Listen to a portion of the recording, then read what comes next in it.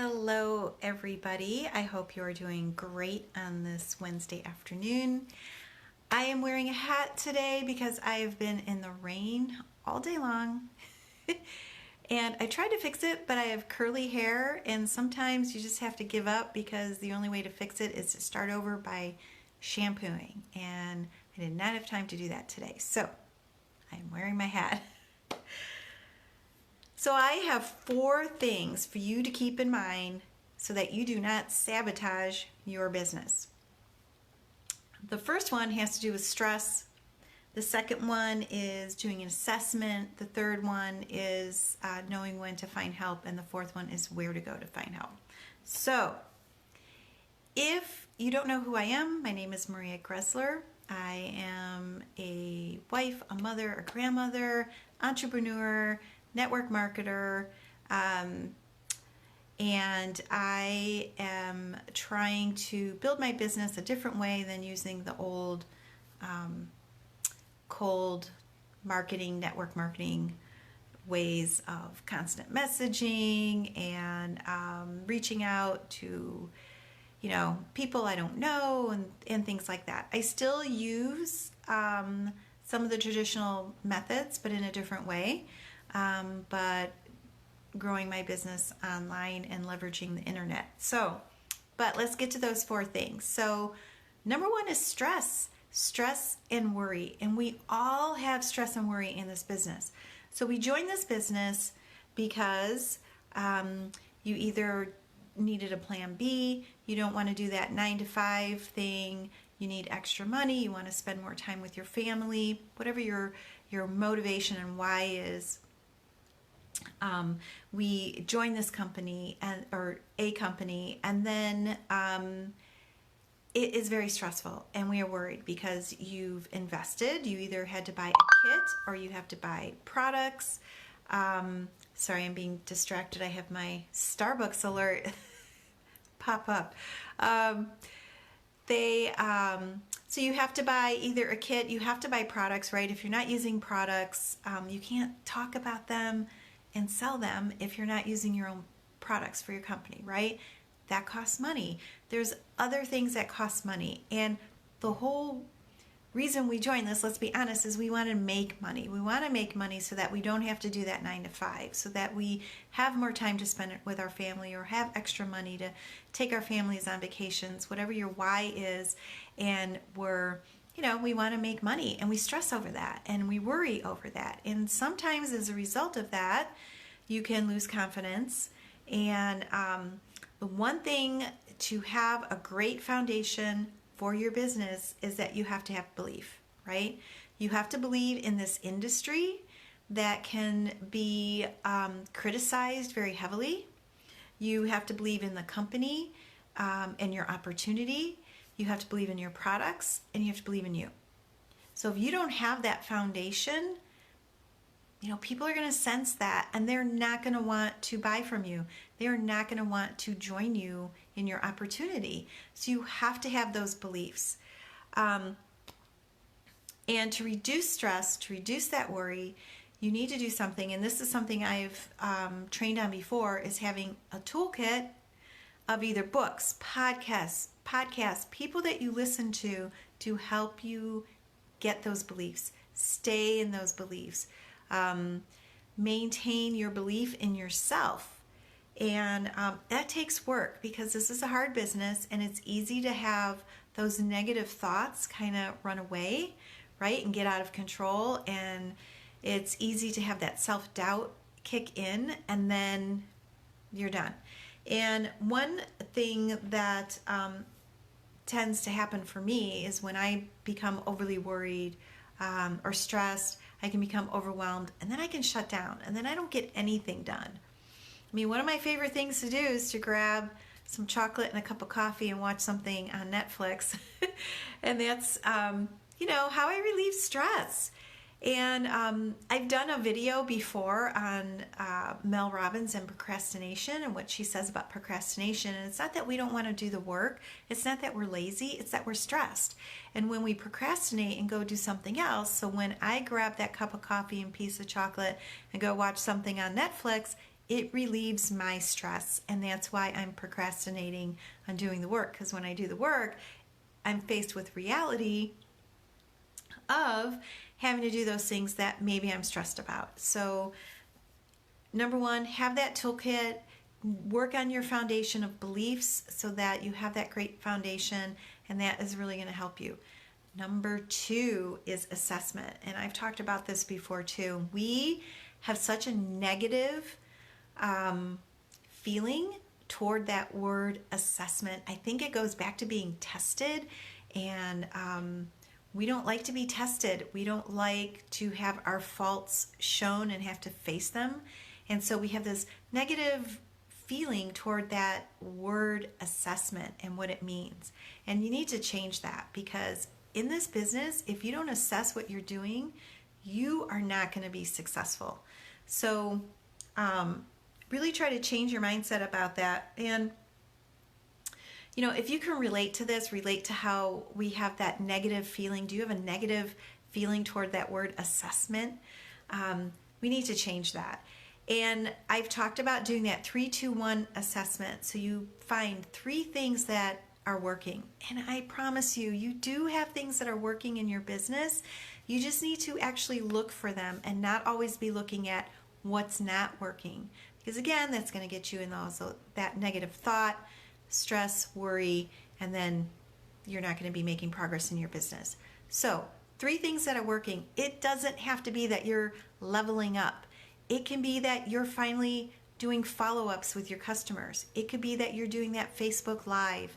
It could be that you're finishing a training that you keep putting off.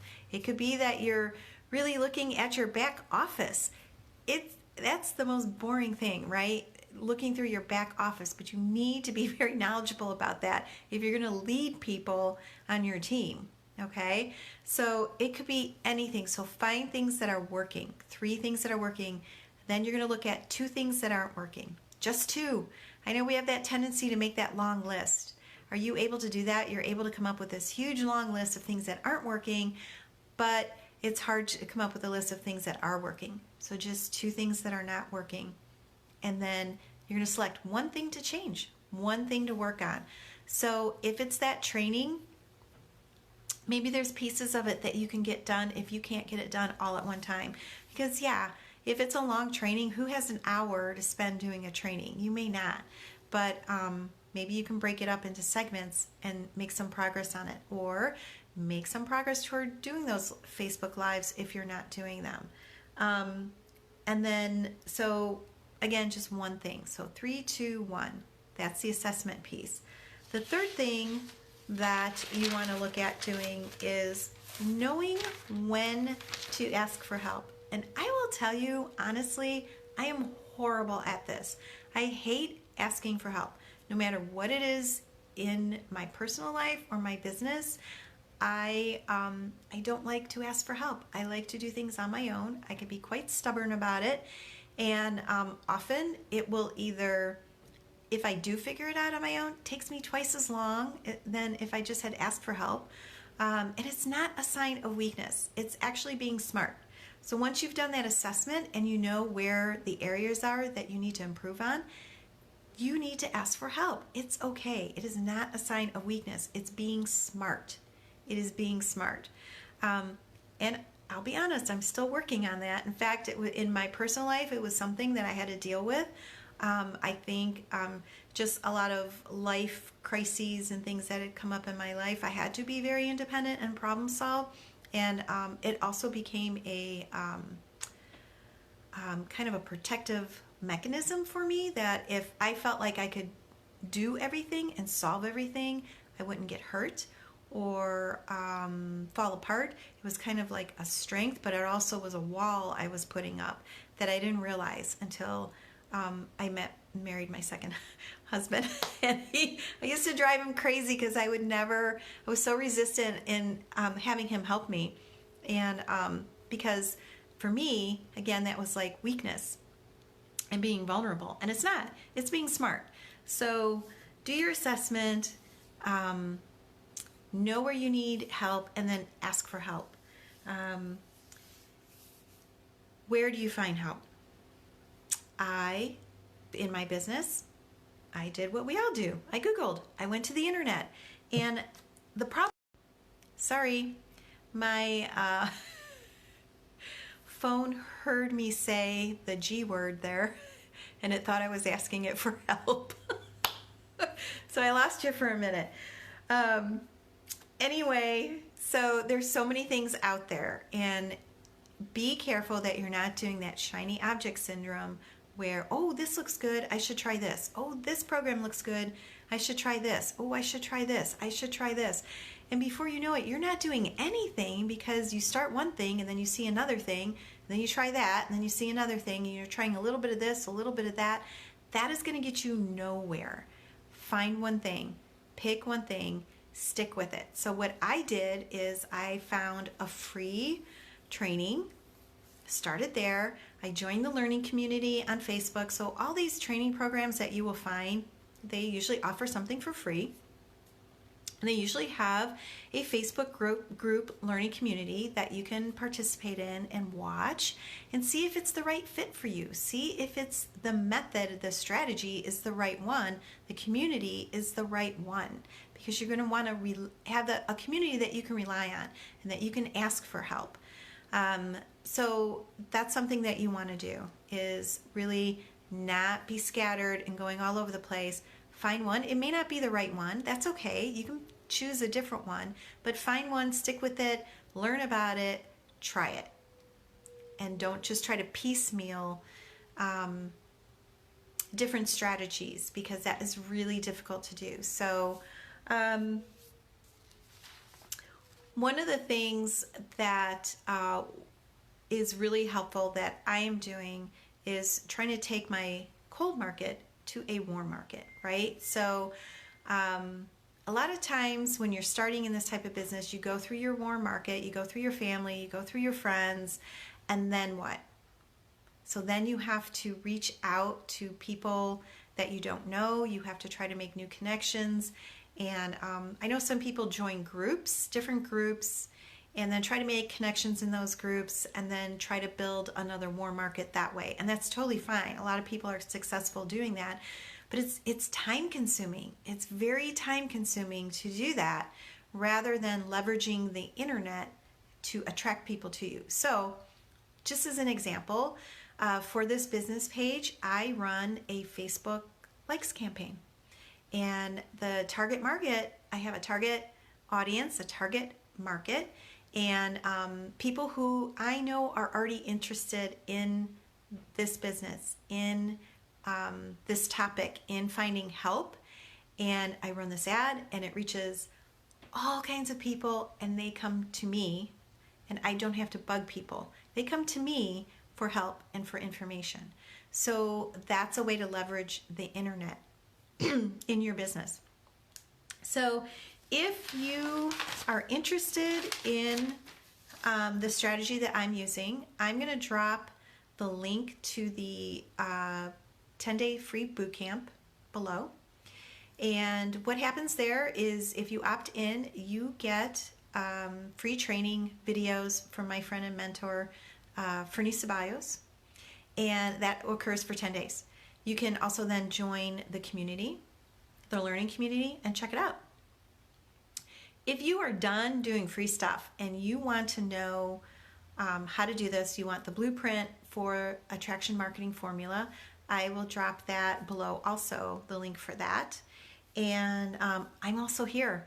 So I'm happy to jump on a phone call. I love to do Zoom calls because then I can share my computer screen with you and show you things. And that is the best way to help you.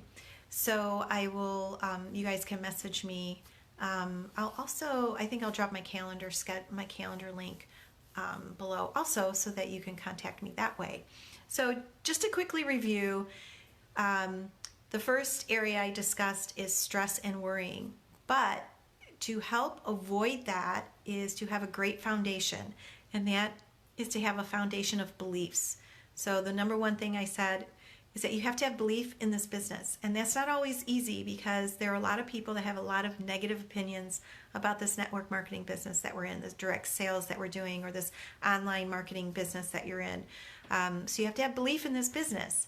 You have to have belief in the company and the opportunity that you're involved with. You have to have belief in your products. You have to know your products. You have to have belief in yourself. So the second thing was doing that assessment, that 3-2-1 assessment. So you know what's working in your business. You can keep doing that. And then assessing what's not working and having a strategy for changing things in a progressive manner, in a logical manner, so that you don't get overwhelmed and you can actually make some changes that are productive for your business. The third thing was knowing when to find help and realizing it's not a sign of weakness. It's being smart to know when to ask for help. And the fourth was where to find help. And I'm going to list things in below with some links so that if you need help, you can get them. So I hope you guys have a great evening and this was helpful. Share this page with friends if you have people in the industry that you think can benefit from this. And I look forward to talking to you later.